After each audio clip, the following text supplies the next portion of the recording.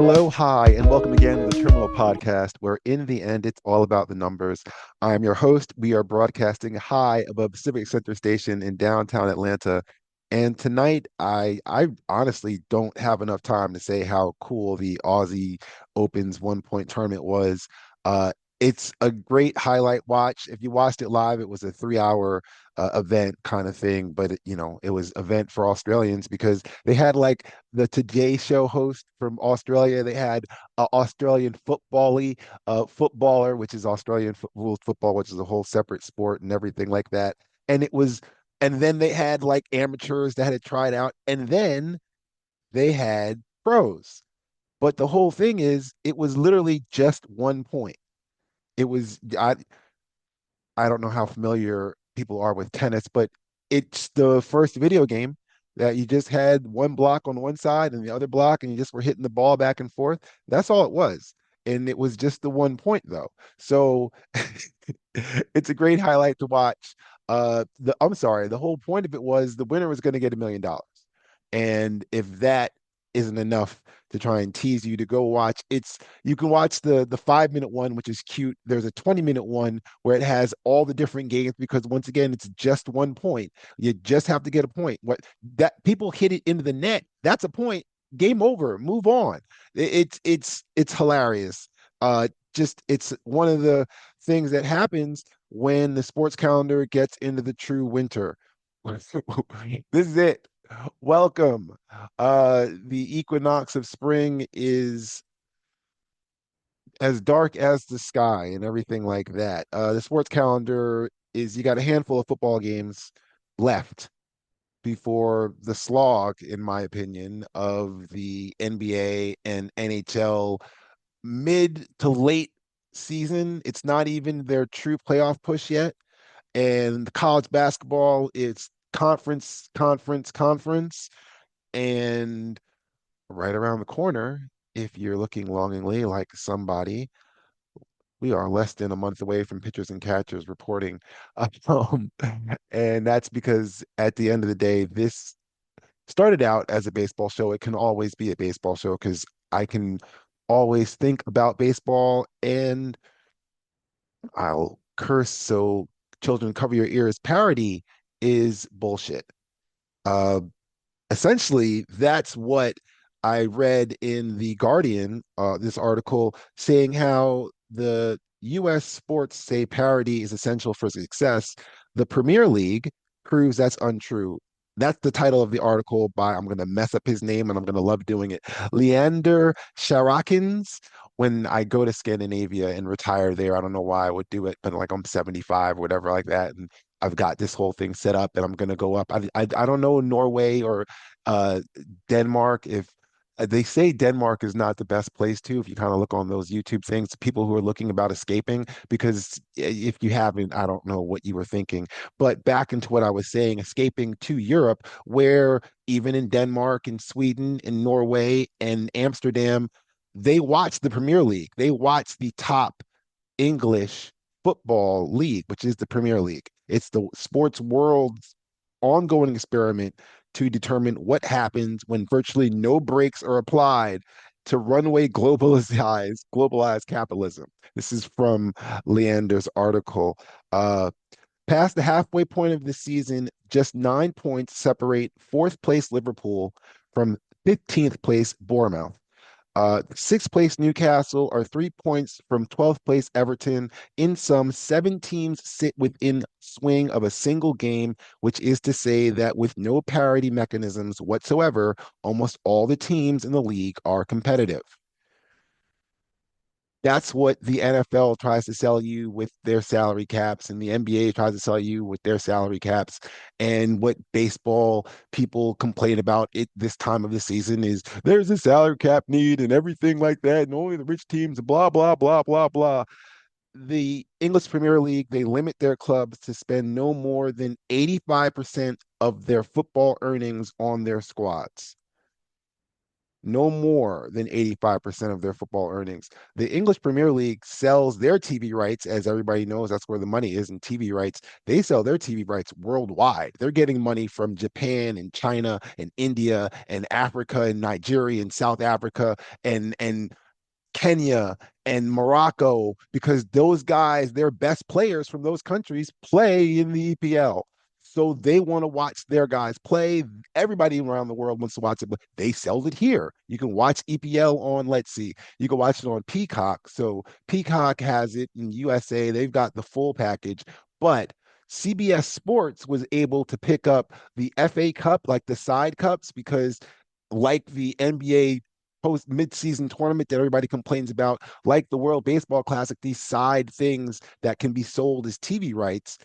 The EPL already has one of those set up with the FA Cup where any English club can play in the FA Cup for that one league that eventually leads up to the best team, usually like Chelsea or Liverpool or Manchester United. It ends up as one of them usually, but it's possible that a small time club could get all the way up there and get a win and play for that kind of big money title and be seen on CBS Sports because they have those kind of mid time. That's the kind of things the EPL is doing. They have tons of money.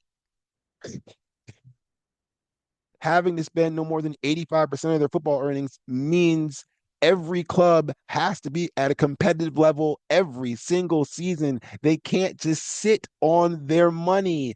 I'm talking to Pittsburgh and Cleveland and Cincinnati. I'm looking at the Rust Belt, but it's also Colorado. It's other places. Everybody knows the team. You could even look at Boston. The Red Sox fans, my Red Sox fans complain because their owner spends more money in the EPL with Liverpool than he does on his Red Sox teams here. He can spend it here. There's no salary cap. He chooses not to because he knows he doesn't have to because there's no demand for it like there is in the EPL. And the Rust Belt is usually what is added in when we have these conversations, allowing large and small market teams. We've allowed that because the Rust Belt cities have shrunk. Can't see my air quotes to become large and small markets are now usable phrases. And they describe some of the top 50 metropolitan areas in this country. Let me just start before I continue from this. In this country means the United States, and the United States means you're in the top 10% in the world. Even if you are in, you know, you're if you're outside of Loganville, Georgia, you're living in a trailer park outside of Loganville, Georgia, you're still in the top 10% in the world so far as the conditions that you're living in. It sucks in comparison to the 1% that you can kind of see driving past with their, horse farms and everything like that, but it still is way better than a second and or third world country.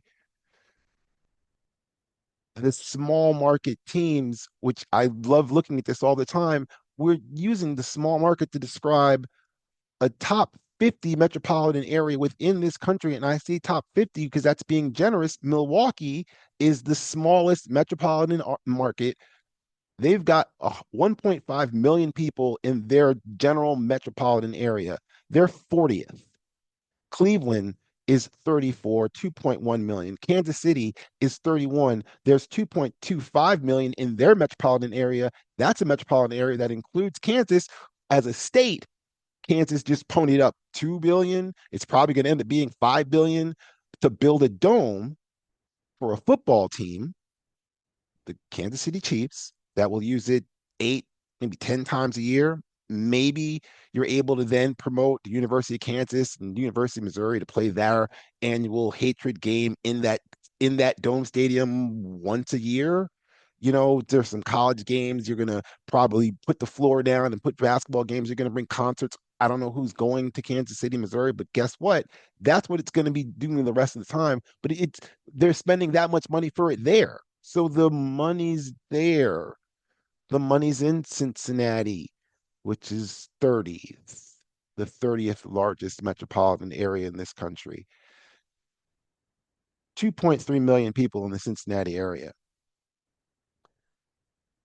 Cincinnati is I don't know if anybody recognizes this as much because I am a baseball nerd, but the first pitch of the Major League Baseball season usually happens in Cincinnati. Like they'll start at like 12:10 and everybody else will start at 1:10 or something like that to make sure that that first pitch is there because they're one of the founding members of Major League Baseball, right? Right. Okay. So Bob Castanelli is an 84-year-old Wharton School graduate. He's been a managing general partner for the Cincinnati Reds since 2006 when he and his conglomerate, however they want to put the face on it, when his Monty Burns vault got pushed over to Cincinnati, they paid $270 million for the team, right? The Tampa Bay Rays. I was going to say the Devil Rays because that's the name that they started off with, but we had to get rid of the Devil because we got to get rid of the Devil. The Rays, named after a city they don't play in at all. They play in St. Pete, and as of early 2025, once again, a team that doesn't play in the city. They don't play anywhere, actually. I take that back because they are playing in the Yankee Stadium in Tampa last year because the crappy stadium dome that they played in Tropicana got wrecked when a hurricane and storms and badness ended up to come through Florida as it's prone to do. So that's a team that doesn't even have a home. It was valued at 1.25 billion. So Mr. Castanelli, he went to Wharton. That's a business school. Last time I checked, he bought the team at 270 million. The Rays are worth 5 times that. This is Cincinnati. I just told you this is one of the founding members of this sport. I would think he'd be able to get a good deal based off what he paid for it.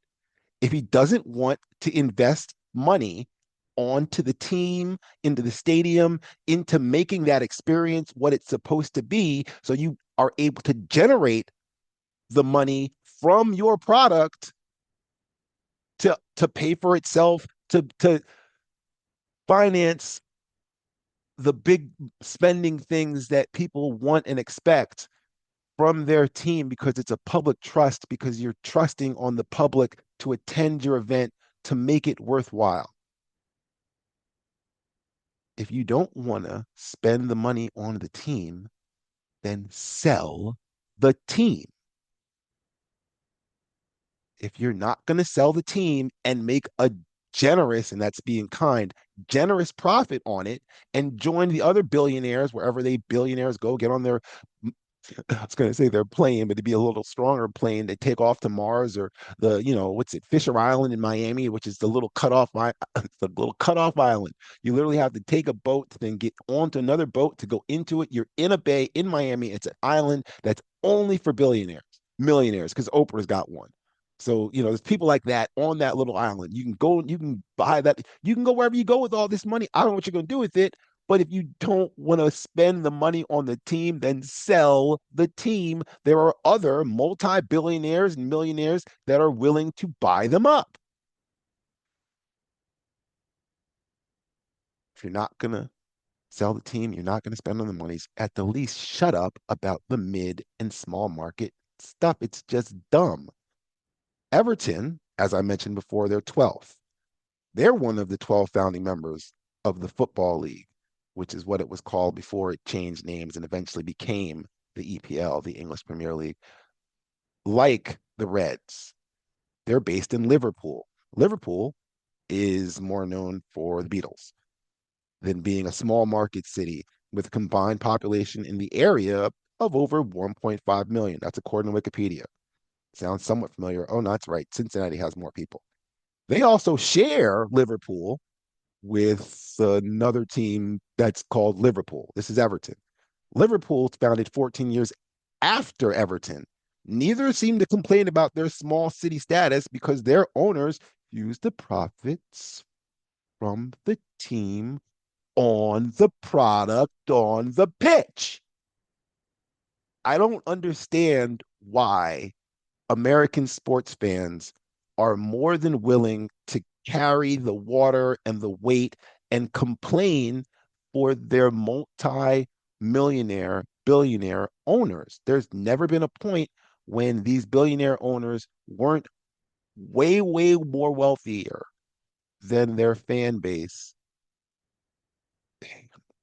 It's an unanswerable question. I'm just babbling to babble because I'm waiting for baseball.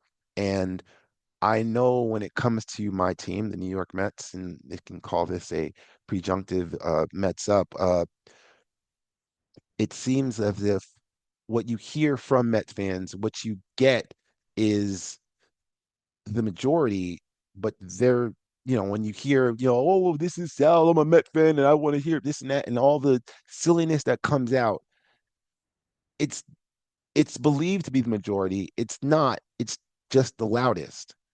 And is at least it because I have to believe, I have to, I have to hope that the true majority of Met fans have some patience and will become vocal if what is currently constituting the New York Mets roster is what shows up without serious attempts and failures. Like if Kyle Tucker doesn't take this 4 year, $200 million deal, which I'm sure is going to have a club opt out the same way it's got a player opt out. And what I thought was going to be 50, 45, 45, which is a 3 year, 140. I thought that was going to be the deal because that makes the most sense. Because I'm sure once again there'll be opt outs and everything like that. But if he turns it down and they can't convince Bo Bichette to to do the Moneyball. I did the I did the gif of it because I found it.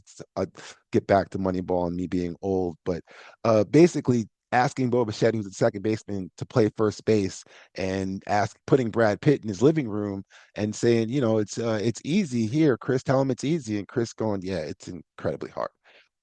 But if they're not going to do something like that, if they're not going to suddenly get creative and try to bring in another bat and sign Framber Valdez, and it's not Framber Valdez, it's sign Framber Valdez, but regardless, also sign Chris Bassitt to just get another consistent arm back in Queens.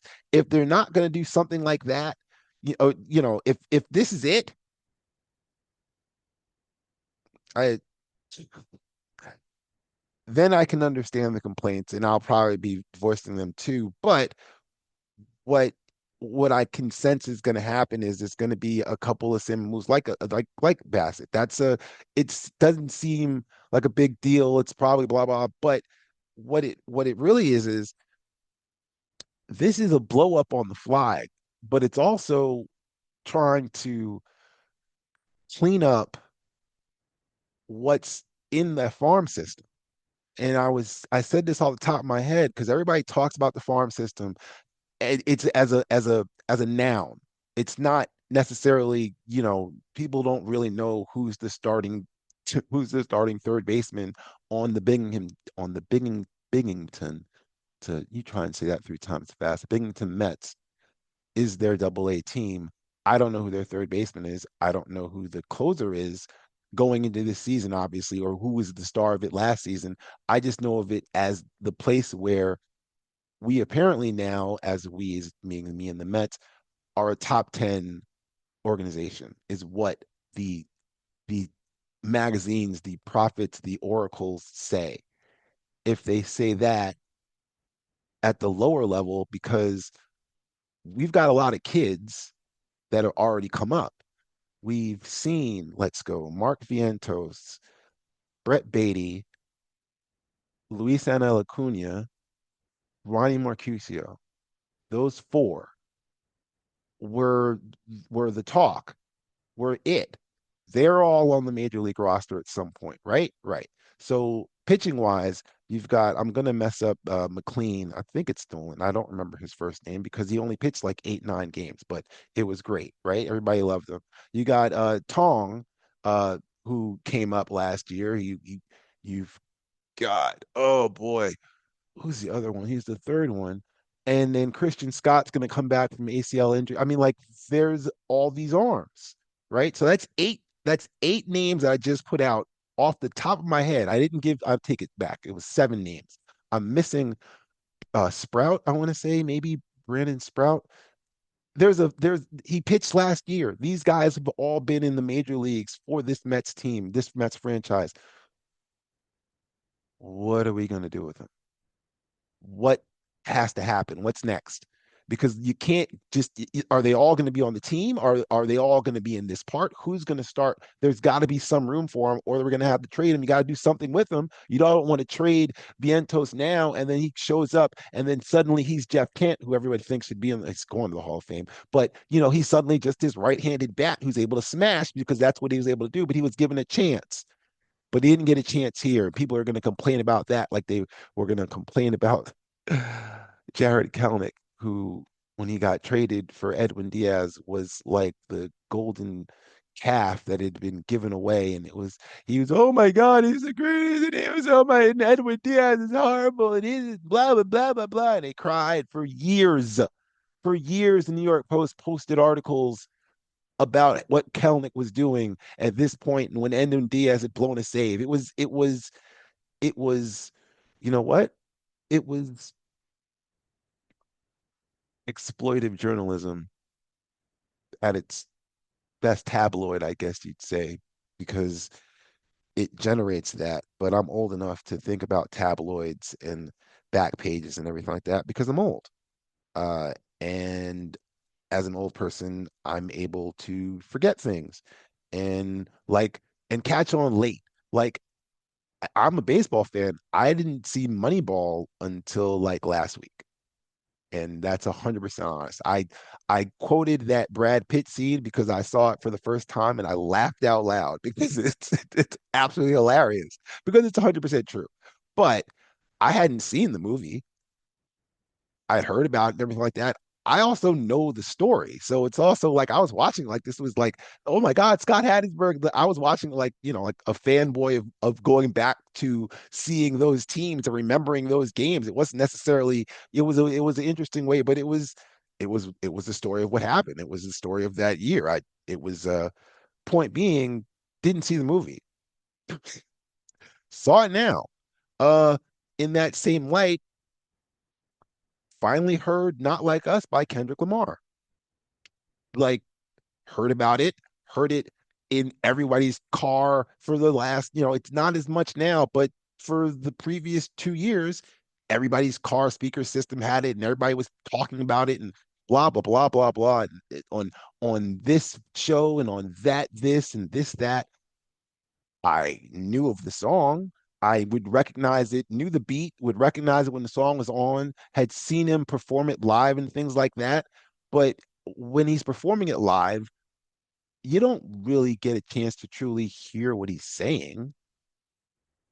Like, I want to say it was at the Super Bowl, and the Super Bowl, like, I saw him there because I know that story more than I remember the actual halftime show because I was at a party and there were 2 rooms, and there was one room that had a television, but it was the larger of the 2 rooms, and it kind of had the food tray, and that was where everybody was, and that was the loud thing was. There was a second room that was literally just a couch and the television and a table that was there as well. And it was a second room that was just for the game, and that was fine, but it was also a quiet room.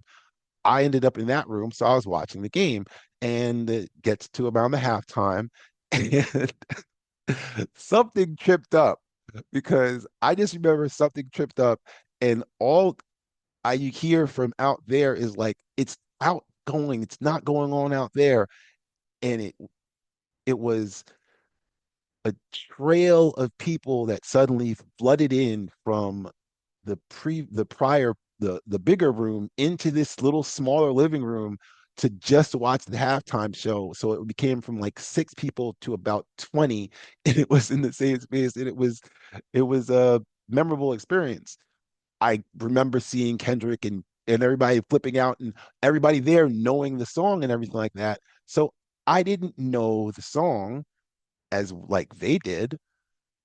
I knew of it. I knew that it was a diss track and that it was against Drake, and everybody then made fun of Drake. So it's like I saw the memes basically from it, not necessarily knowing the source material, but knowing enough of the source material that I didn't need to actually go back to the source material. Well, today I actually went to the source material. I just was randomly had the pods in my ear, so was able to concentrate and put on Not Like Us. Whoa. Look, I as I was saying, it was pumping in everybody's cars around here. I get why, because the whole last verse, he's just talking about Atlanta. And I'm like, oh wow. Yeah, yeah, okay. And the swag sway kind of at the very end of it is is specific to Atlanta. And I wrote this actually. Everybody around here know that regards, all right? That's in in any large setting, that is a thing that can suddenly break out. And you'll, if you're in Atlanta, there are people that will just suddenly swag and sway. And it so yeah, these tracks are, they almost have a, it's it's a quiet thing, I guess, that people don't recognize, but it's like diss tracks are kind of what created the genre, because you can go The Bridge Is Over or Roxanne and Roxanne Shante, and then LL Cool J and Cool Mo D, and there's the really old stuff, and then you kind of move up, and there's everybody knows about the Biggie and Tupac stuff, but it really wasn't even, you know, because it's Pac. It's Pac. Because Biggie's comeback, Biggie didn't have a comeback. Biggie said, "Who shot you?" It had nothing to do with. So there's a whole separate side story just off of diss tracks. They didn't get as personal as Kendrick. Like that kind of that was that was like really, that was like I'm in your house. Like that's, like people would say that, we sitting at your, we be waiting on your front door and everything like that. What Ti in Bring 'Em Out would be, we sitting. He says that in the song. I'm certain at some point there's possibility that he might have, he's king and blah blah blah, but he didn't specifically say the person's house that he'd be at. Like, I'm gonna come right down. I'm gonna come, I'm gonna come right down north till it turns out like I'm headed out towards the Blue Flame, and then I'm gonna make a right turn on Morgan, and then a left, and I'll be right at your house. That's the specificity, specificity. That's a number stemming of a word, but you get the point. Being that's my breaking point. Kendrick is my breaking point as I transition. Uh, there is a timeline, as I'm going to talk about breaking points. There's a timeline in 1998, 97, 98, 99, where if I, if we're thinking of doomsday, as there's a countdown in everybody's head.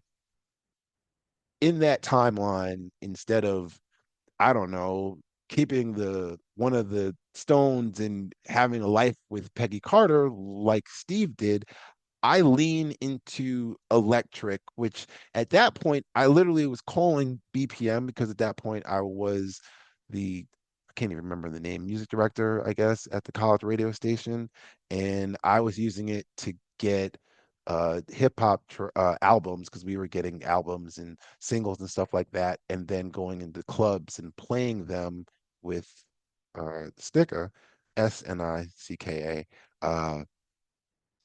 There was a sophomore, I think it was my sophomore, junior. in senior. But there was I can only describe her as a young girl because at the time she was probably 18. Obviously, that was 30 plus years ago, not as much, but actually less than. Either way, she came and said, "Can I be the BPM music director?" Because she wanted to do the same thing for what I'd called BPM, which is beats per minute. But that's not from there because I want to say it was the standard, but I got Daft Punk. But Ronnie Size was the one album that I remember getting that kind of came from that connection.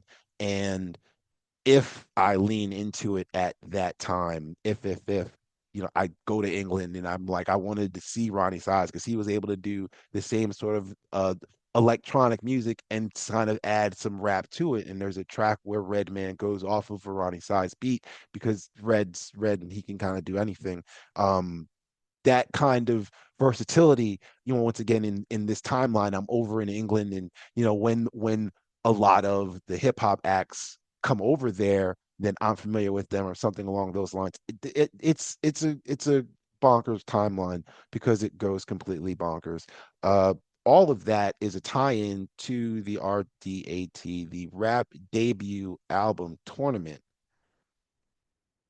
The timeline, and I mentioned this before, was Kendrick is my breaking point because 2015 is about the breaking point. 2014, let's just say 2014 is when Kendrick takes over the Grammys, and as if on a star from above, Roar, which if you have television now with I don't know, you probably have to have a digital antenna, but I feel like Roar comes across that too because it always has local ads, but it just runs Saturday Night Live and Whose Line Is It Anyway? And now they've got the Jane Lynch block because they're running The Weakest Link and then Celebrity, whatever celebrity thing where people are talking and it's a game show. But that's kind of all they play. That's it.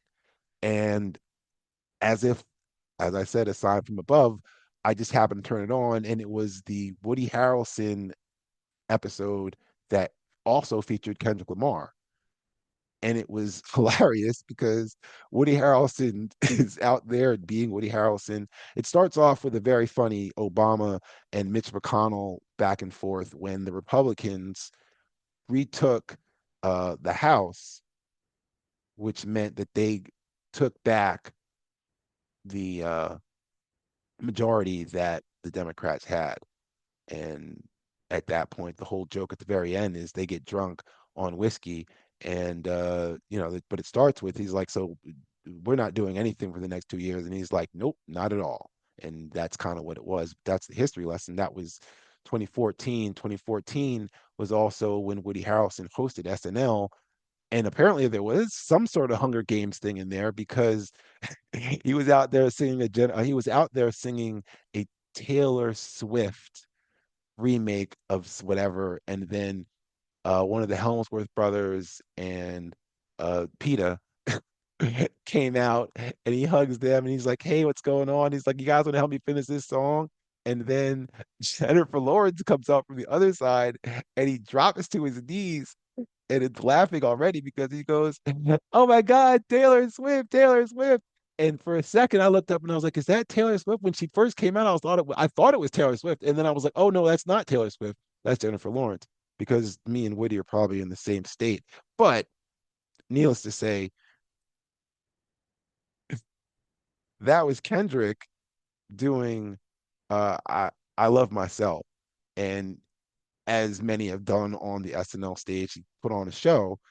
And if you haven't seen the first 8 minutes of the Questlove uh, documentary, the music documentary, it's completely a stop everything and do that now. But that was Kendrick in 2014, the Good Kid, Mad City album, and Bitch Don't Kill My Vibe and all that fun stuff like that. That's all album two.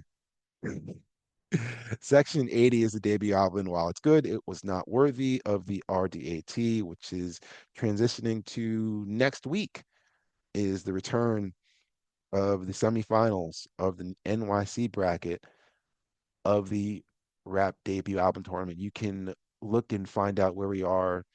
There's been the visuals here on this YouTube channel, but on Martin Martin Kester, Kester. Let's go with that. .com is the written previews actually foundation of this. I guess we're discussing, I don't know how it works. It's a discussion of a tournament that I put together in 2018. And as it gets further and further away in the way history works now, it becomes factual, like it actually happened. So, as I say that, next Thursday we'll be recording the semifinals in the NYC bracket, which is a doozy, which is Jay-Z and Reasonable Doubt versus Eric B and Rakim paid in full. Uh, the latter, paid in full, has already got a confirmed victory in an RDAT play-in matchup, which was Eric B and Rakim versus Big Pun's Capital Punishment, which you can watch the video for. There's the sell. That's the way you're supposed to sell things. Um, the whole tournament is founded on Illmatic as a Sarum type number one seed, just +5 melee weapon throwing elves and men completely all over the place. It's it's listed in the Rolling Stone top 50. It's already been, what is it when the government or whatever decides this is something that must be saved for all time, Smithsonian, that kind of thing.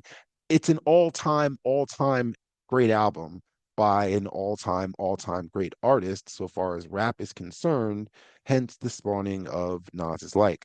Eventually I'm going to get this one, but get this one recorded, whether it's someone debating whether that statement is true, which is Nas is like, oh, I'm sorry, Nas is like Wilt Chamberlain. Nas is like Wilt Chamberlain. Wilt Chamberlain is undisputedly one of, if not, like if you do a top four of Mount Rushmore of basketball, you at some point have to decide whether where Wilt is going to be. You're gonna fight and push to put other people on, but you're gonna have to tell me why Wilt's not gonna be in. It's that kind of thing. That's where he is, and I'm being kind by not saying he's supposed to be there, but it is a whole bunch of things that can get spawned off of that, but all of that is gonna be for a later day. Uh, I'm gonna close with this. Much success to you, even if you wish me the opposite. Sooner or later, we'll all see who the prophet is. That is from Nas Is Like. And Nas Is Like is, as we end on a numerical trivia question, what number in succession is that of the collabo between Nas and Primo in chronological order? So that is the trivia question. Thanks for listening. However, you're getting it, whether it's Spotify, Apple, or Pandora, you can watch if I add images and such like that, or just the beautiful backdrop on video for every episode at youtube.com/at terminal pod. It's the channel for all your questions. The answer to the trivia question will be in the description for this episode. I'll be back soon enough with hopefully something better to put down. Take it easy down your life's highway and have a good evening.